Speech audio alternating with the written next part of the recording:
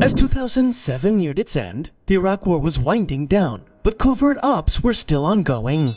Sergeant Matthew and his partner, Sergeant Isaac, are sent to a pipeline site in the Iraqi desert. Every American soldier at the site has been killed. Their mission is to find the killer before new workers are sent in. Hidden amongst some trees in the scorching sun, 20 hours pass with no activity. Matthew grows restless, thinking the Iraqis left after completing their mission. He tells Isaac there are no signs of a large group moving through here, and says that since every soldier was shot in the head, it must be a very skilled Iraqi sniper. There was a legendary sniper named Juba, and they suspect it was him. But Matthew thinks it's impossible for someone to kill all these soldiers in under 30 seconds. Matthew gets tired of waiting and goes down to the site himself, asking Isaac to cover him. But Isaac tells him he can't see him clearly through his scope. Matthew's annoyed because his equipment is old, but the scope is precious to him because it belonged to an old friend. Matthew moves between the bodies looking for any evidence. He starts to believe his friend because everybody has precise shots to the head that it did. He goes to the middle of the site to figure out the sniper's position. Isaac begs him to return, but suddenly a shot rings out. Matthew falls to the ground, feeling a sharp pain in his stomach. Isaac tries to help his friend, running left and right to dodge bullets, but just as he's about to reach him, he's shot in the leg. Isaac had no choice but to leave his friend and hide behind a broken wall. Matthew, wounded but alive, tells Isaac to call base for help. Isaac sees his leg wound is bad. He ties it to stop the bleeding, grabs the radio, and tries to call base. But there's no signal. The sniper shot the antenna and wrecked it. Matthew tells him to find the sniper so he can shoot him from here. Isaac warns him any move and he'll shoot again.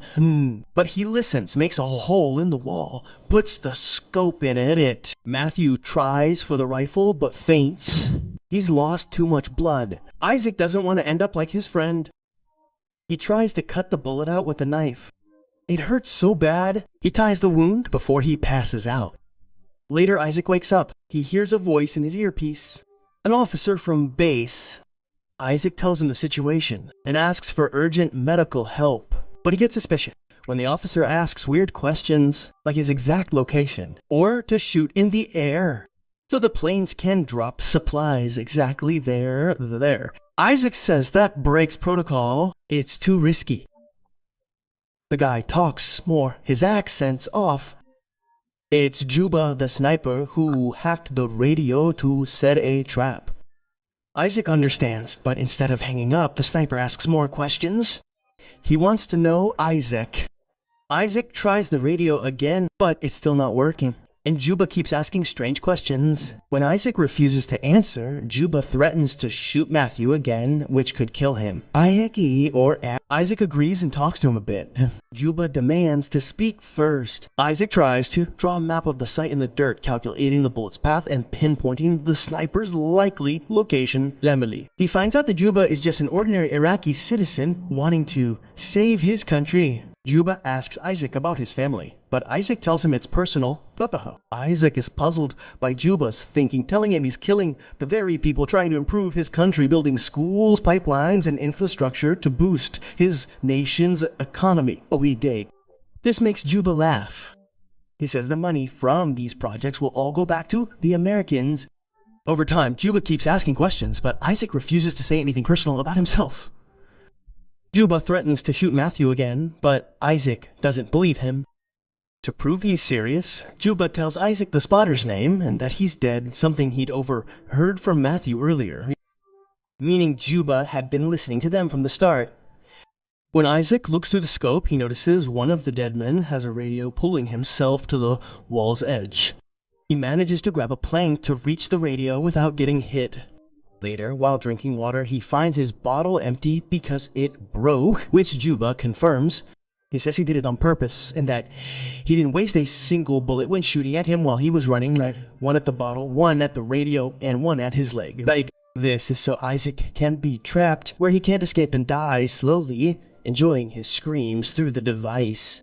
But when Isaac sees the bullet removed from his leg, he starts calculating the gun's speed. Juba asks him questions to deceive him and learn more about his location. When Isaac calls Juba a terrorist, it makes Juba laugh. They both know the Americans are the ones who enter any place illegally with weapons ready to kill. While talking, Isaac performs calculations. He figures out that Juba is hiding under a large pile of garbage to withstand the harsh conditions and extreme heat. This means that this man is truly a professional. But Juba tells him he's not a legendary sniper. He's just an ordinary Iraqi man. But Isaac believes that Juba was a former officer in the American army and betrayed them because he speaks American very well. But Juba denies this too. He tells him that he only kills people who attack him first. Isaac tells him about meeting as his best friend when they were kids and enlisting together. But over time, Isaac feels dryness and fatigue. He rests a bit afterward. Isaac tries to outsmart Juba, putting his shirt and helmet on the rifle and sticking it out over the wall. But Juba is smarter than that and doesn't fall into the trap. The helmet falls on the other side of the wall. Isaac is upset about what's happening to him. Over time, Isaac feels despair to the point that he takes a risk and runs towards the corpse with the walkie-talkie. He grabs the bag and the device. He runs back to the wall while dodging bullets.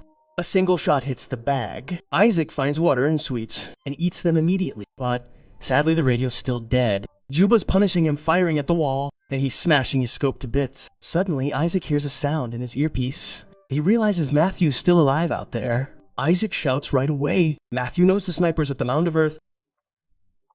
Matthew grabs a piece of metal. He can pinpoint the sniper's location. He moves slowly to grab the rifle. Isaac tries to distract the sniper by talking to him. He learns Juba was a teacher in Baghdad when his students died in the American attack. He decided to get revenge since then. The wall Isaac's hiding behind. It's what's left of the school. Juba asks why is Isaac holding a broken scope. Isaac refuses to answer him. Juba threatens to shoot Matthew, so Isaac will protect his friend. They learn it's a memory from an old friend who died because of Isaac's mistake, and he still feels the guilt. Just then Matthew sets up the rifle and blindly aims it at the mound and fires all the bullets he's got. Isaac also fires, making it sound like the bullets came from him.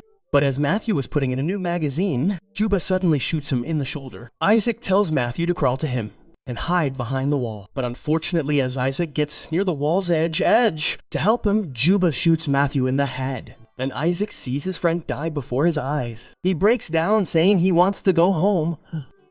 Juba says if he really wants to go home, he won't shoot. But Isaac doubts his words. So Isaac asks Juba why they're still here after the war's over. Isaac pauses a bit. He remembers the day his old friend died and breaks down. Turns out, Isaac shot him by mistake, thinking he was the enemy. He lied to everyone, said he died fighting them. Suddenly, Isaac hears voices on the radio.